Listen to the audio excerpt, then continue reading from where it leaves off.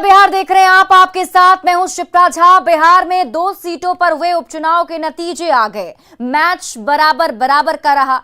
मोकामा में आरजेडी की नीलम देवी ने जीत का परचम लहराया तो गोपालगंज में बीजेपी की कुसुम देवी को जीत मिली। रिजल्ट आने के बाद दोनों ही गठबंधन के नेता अपने अपने तरीके से जीत के मायने निकाल रहे हैं।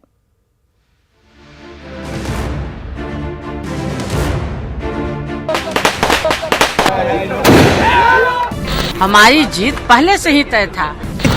मेरा जनता का ही जीत है। 65 दिन बेवकूफ बनाने के लिए कमल का फूल, जिसका इंतजार नेता से लेकर बिहार की जनता तक को था, उस उपचुनाव के नतीजे आ गए। बिहार की जनता ने किसी को निराश नहीं किया। एक सीट पर आरजेडी को और दूसरी सीट पर बीजेपी को जिताकर दोनों ही गठबंधनों को जश्न मनाने का मौका दे दिया।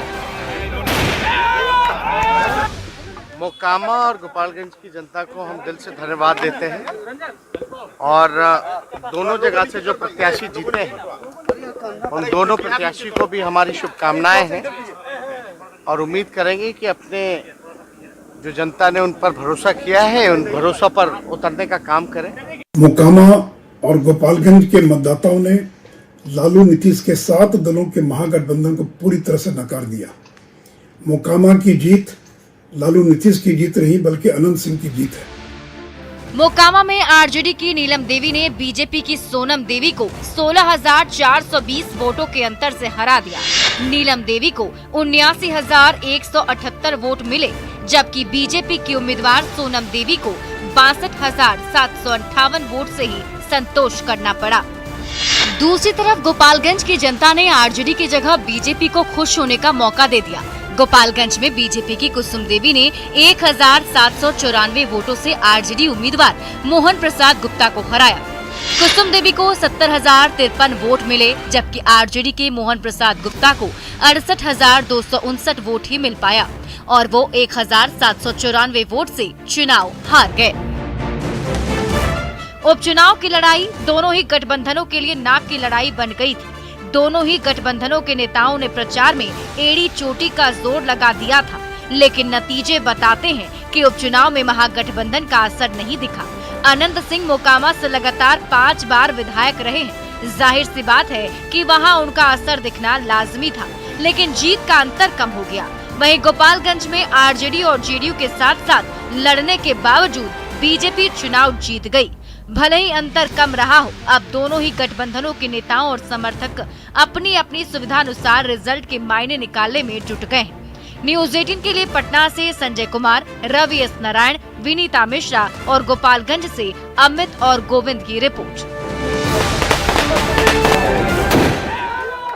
तो बिहार उपचुनाव का परिणाम भले ही 1-1 की बराबरी पर खत्म हो गया, लेकिन दोनों ही सीटों का रिजल्ट काफी अहमियत रखता है। दोनों विधानसभा चुनाव परिणाम की तो बात हुई, लेकिन यदि मोकामा सीट पर सभी की निगाहें टिकी थीं, आखिर इस हाई प्रोफाइल विधानसभा सीट के क्या मायने हैं, देखिए इस रिपोर्ट में।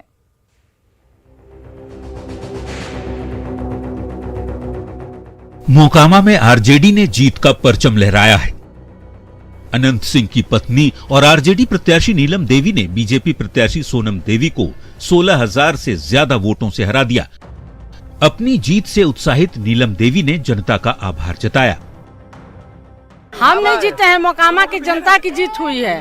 हम तो नॉमिनेशन दिन ही बोल दिए हैं कि सिर्फ हम नॉमिनेशन किए हैं और यहाँ की चुनाव जनता लड़ती है। मोकामा क्षेत्र की उनकी जीत हुई है। हालांकि जीत से पहले ही अनंत सिंह के समर्थकों में उत्साह दिख रहा था और रिजल्ट आते ही उत्साह 2 गुना हो गया।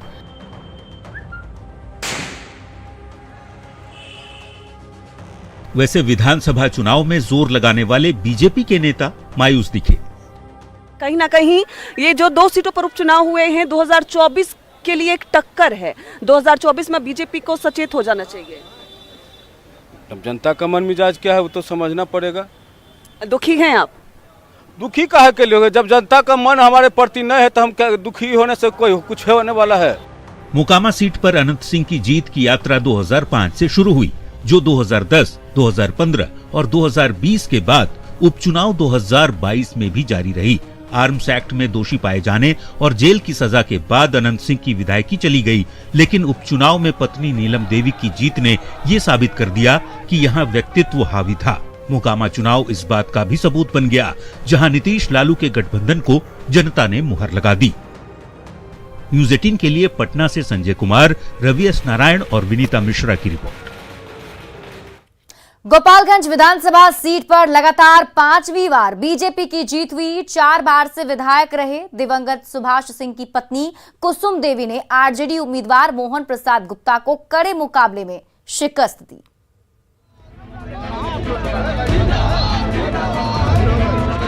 ये गोपालगंज की जीत का जश्न है। ये गोपालगंज में लगातार 5वीं बार कमल के खिलने का जश्न है। गोपालगंज उपचुनाव में बीजेपी उम्मीदवार कुसुम देवी ने आरजेडी उम्मीदवार मोहन प्रसाद गुप्ता को 1794 वोटों से हरा दिया। कुसुम देवी को 70,053 वोट मिले, जबकि आरजेडी के मोहन प्रसाद गुप्ता को 68,259 वोट मिले। पूरी जनता को मैं धन्यवाद देती हूँ। पूरी जनता ने मेरा उसी का जीत मेरा भी जीत है। मेरा पति का संदर्भ दिया है, इससे बड़ा खुशी क्या हो सकता है। गोपालगंज सीट बीजेपी की पारंपरिक सीट रही है। बीजेपी से सुभाष सिंह लगातार 4 बार विधायक रहे। पिछले चुनाव में सुभाष सिंह ने इस सीट पर 77,791 वोट हासिल किए थे। बड़ी बात है कि जेडीयू के आरजेडी के साथ जाने के बावजूद उपचुनाव में बीजेपी उम्मीदवार को 70,000 से ज्यादा मत मिले। बीजेपी नेताओं का कहना है कि गोपालगंज में महागठबंधन बेअसर साबित हुआ। भारतीय जनता पार्टी को विजय प्राप्त हुई है। गोपालगंज के अंदर जेडीयू आरजेडी के मिलने के बाद भी हमारा गठबंधन जीत गया है। भारतीय जनता पार्टी का कमल खिल गया है और ये साफ हो गया है कि कोई कितना भी गठबंधन कर ले, भारतीय जनता पार्टी को कोई हरा नहीं सकता। हालांकि आरजेडी नेताओं का मानना है कि आरजेडी को हराने में एआईएमआईएम और बीएसपी की बड़ी भूमिका रही, क्योंकि असदुद्दीन ओवैसी की पार्टी एआईएमआईएम की प्रत्याशी अब्दुल सलाम को 12,214 वोट मिले, जबकि पूर्व सांसद साधु यादव की पत्नी इंदिरा यादव को 8,854 मत मिले। हमारे खिलाफ जो साजिश किया गया, चुनाव के दिन के 11 बजे जो अफवाह उड़ाई गई कि मेरा नामांकन रद्द हो गया है, उसका भी वोटरों पर असर पड़ा। उपचुनाव में राजद की हार के बाद कई सवाल खड़े होने लगे हैं। एक तो गोपालगंज आरजेडी सुप्रीमो लालू प्रसाद और डिप्टी सीएम तेजस्वी का गृह जिला है। दूसरी ओर जेडीयू और आरजेडी दोनों साथ साथ थे। उसके बावजूद आरजेडी उम्मीदवार की हार बताने के लिए काफी है कि गोपालगंज में नीतीश तेजस्वी की जोड़ी का जलवा नहीं चल पाया। न्यूज़ 18 के लिए गोपालगंज से अमित कुमार और गोविंद की रिपोर्ट। और न्यूज़ 18 हर चुनाव कवरेज के दौरान बनता है सबका पसंदीदा चैनल। तभी तो आज उपचुनाव की काउंटिंग के दौरान भी नेताओं के घर पर कार्यकर्ता सबसे तेज और सटीक जानकारी पाने के लिए टेलीविजन स्क्रीन पर न्यूज़ 18 ही देखते नजर आए।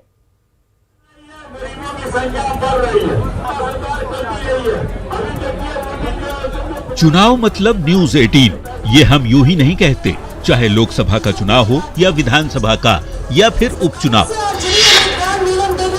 दर्शक सबसे सटीक और पुख्ता जानकारी न्यूज़ 18 के जरिए ही लेते हैं। तभी तो 2 सीटों पर हुए उपचुनाव की काउंटिंग के दिन भी न्यूज़ 18 का ही जलवा देखने को मिला। मतगणना के दौरान हर लोग अपडेट के लिए न्यूज़ 18 पर अपनी नजरें गड़ाए हुए थे। अभी हम नीलम देवी के आवास पे हैं और यहाँ पे एक तस्वीर आपको दिखाते हैं कि तमाम जो लोग हैं वो न्यूज़ 18 देख रहे हैं और हर अपडेट के लिए, किसी भी अपडेट के लिए इस सीट को लेकर के, दोनों उपचुनाव को लेकर के, और यहाँ सारे लोगों की जो नजरें हैं वो न्यूज़ 18 पर बनी हुई है। लोगों को किस कदर न्यूज़ 18 पर भरोसा है वो इन बयानों से सुन लीजिए। अब पूरा डिटेल से खबर मिल रहा है, अच्छा डिटेल अच्छा दिख रहा है, सबको दोनों तरफ का चुनाव का पता चल रहा है। गोपालगंज का मोकामा का भी खबर पता चल रहा है। न्यूज़ ठीक है, ऐसे ही जनता को दिखाते रहिए। सबसे पहले खबर मिल रही है। हाँ, सबसे पहले खबर मिल रही है। बहुत अच्छा न्यूज़ दिखाते हैं न्यूज़ 18, बहुत सटीक न्यूज़ दिखाते हैं। इस चलते हम लोग सब चैनल यही चला रहे हैं। 4-5 टीवी लगा हुआ है, न्यूज़ 18 का ही सटीक न्यूज़ चल रहा है। न्यूज 18 चुनाव में सबसे सटीक और सबसे पहले हर अपडेट तो देता ही है। हम हर खबर को प्रामाणिकता के साथ आप तक पहुंचाते हैं और यही वजह है कि आप दर्शकों का भरोसा, विश्वास हम पर बना रहता है। तभी न्यूज 18 बिहार झारखंड बनता है सबसे लोकप्रिय और सबसे भरोसेमंद न्यूज चैनल। पटना से न्यूज 18 के लिए रवि एस नारायण की रिपोर्ट। बढ़ते आगे, उपचुनाव के नतीजों पर बीजेपी और आरजेडी के अपने अपने दावे हैं। बीजेपी जहां गोपालगंज में जीत को नीतीश सरकार की हार बता रही है, तो वहीं मोकामा में आरजेडी की जीत को अनंत सिंह की जीत बता रही है। जबकि आरजेडी का कहना है कि गोपालगंज में बीजेपी की जीत सहानुभूति की जीत है। वहीं आरजेडी प्रवक्ता मनोज ने ओवैसी को निशाने पर लिया है। ये साफ हो गया है कि कोई कितना भी गठबंधन कर ले, भारतीय जनता पार्टी को कोई हरा नहीं सकता। और हम गोपालगंज में जीत गए हैं। यहाँ जहाँ तक मोकामा का सवाल है, वहाँ मार्जिन हमने घटा दिया है। विधायक की मृत्यु हुई थी, असामयिक मृत्यु हुई थी। जब कभी आप इतिहास उठा के देख लीजिए, उपचुनाव में मृत्यु के बाद जो उपचुनाव होता है तो सहानुभूति की एक लहर होती है।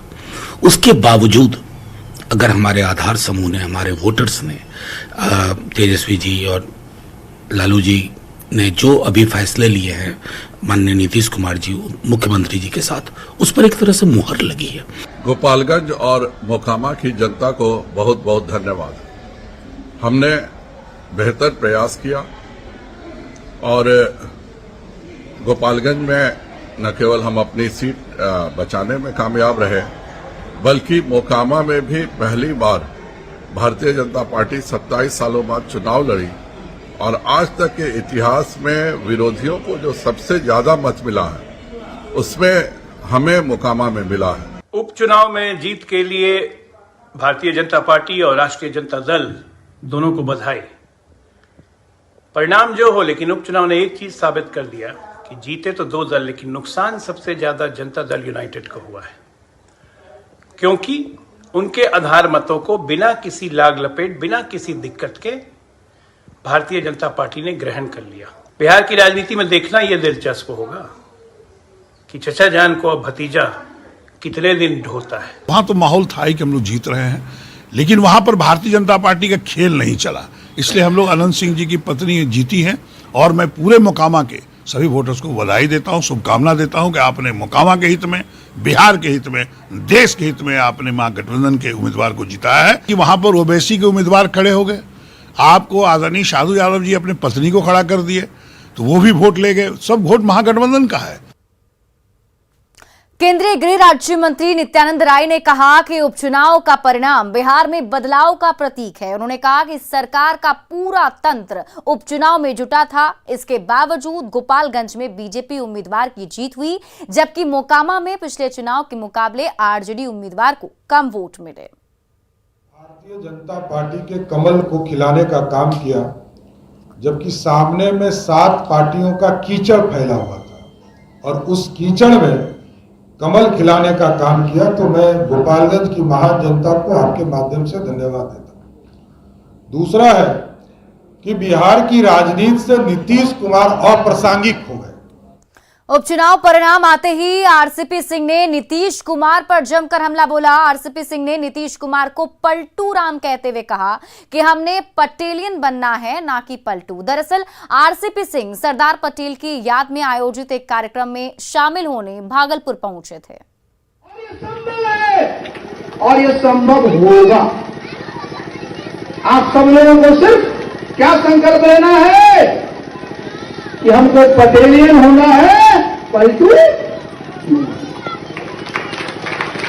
तो चलिए, आज को चूंकि आप लोग यहाँ स्वागत किए थे, हम आए सरदार पटेल के प्रति श्रद्धांजलि देते हुए आगे हम लोग राजनीतिक कार्यक्रम करेंगे और उस पर हम लोग और चर्चा करेंगे। वीआईपी पार्टी के प्रमुख और पूर्व मंत्री मुकेश सहनी ने कुढ़नी विधानसभा से उपचुनाव लड़ने का ऐलान कर दिया है। मुकेश सहनी की माने तो काफी पहले से इस क्षेत्र में चुनाव को लेकर ये तैयारी में थे और अब उपचुनाव की घोषणा के बाद उन्होंने मन बना लिया है और 16 नवंबर को वीआईपी पार्टी के कैंडिडेट नामांकन करेंगे। साथ ही इसको लेकर 2 दिनों बाद प्रत्याशी की घोषणा भी कर दी जाएगी। मुकेश सहनी के ऐलान के बाद बड़ी संख्या में आवास पर समर्थक भी पहुंचने लगे हैं। पूर्व मंत्री मुकेश सहनी से बात की हमारे संवाददाता रजनीश कुमार ने। कुढ़नी विधानसभा उपचुनाव की घोषणा के बाद वीआईपी पार्टी के प्रमुख मुकेश सहनी ने भी घोषणा कर दी है कि ये उपचुनाव लड़ेंगे।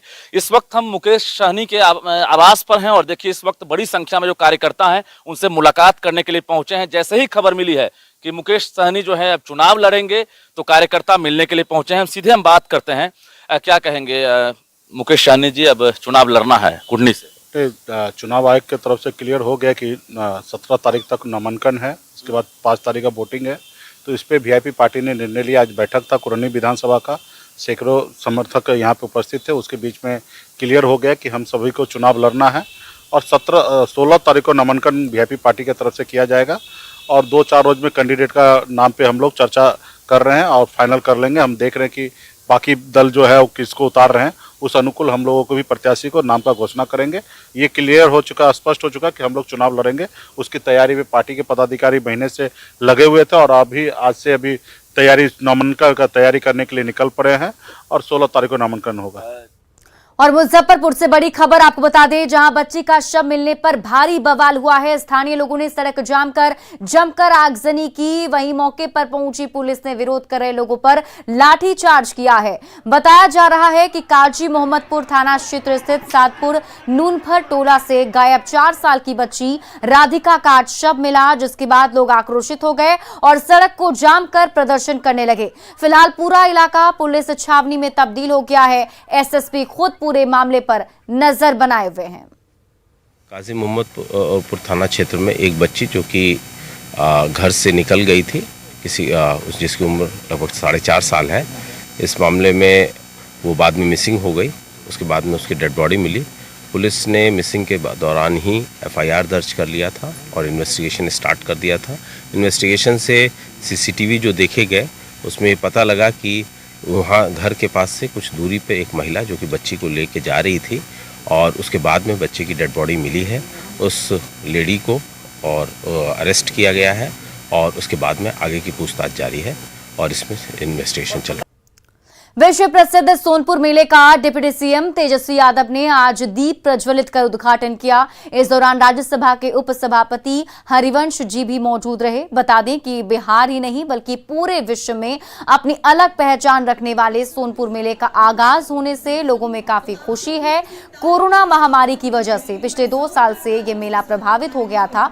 अब 3 साल के लंबे अंतराल के बाद एक बार फिर से सोनपुर का विश्व प्रसिद्ध मेला शुरू हो गया है। इस मेले में हर आयु हर वर्ग के लिए कुछ ना कुछ खास होता है। इस मेले के बारे में कहा जाता है कि यहाँ दुनिया की हर चीज आसानी से उपलब्ध हो जाती है। मेले में कई नई तरह की चीजें भी आती हैं तो कई अब इतिहास के पन्नों में दब कर रह गई हैं। इस मेले की पहचान पशु मेले के रूप में विख्यात है।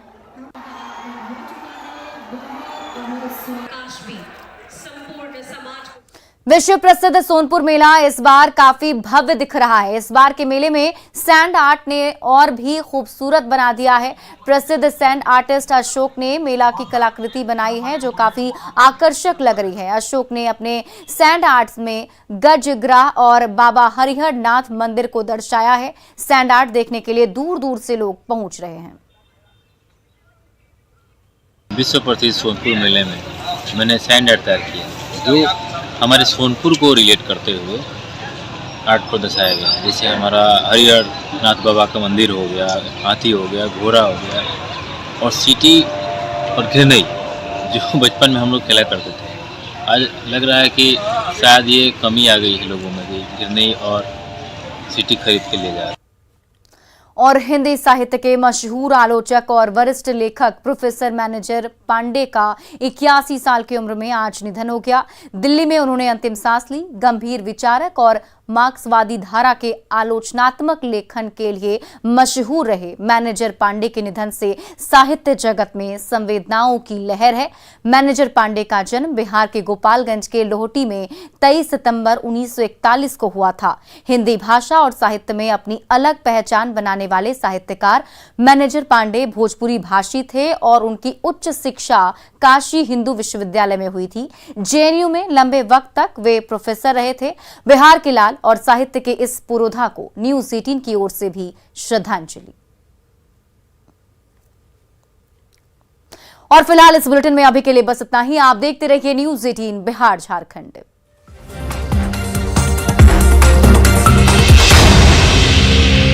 Headlines present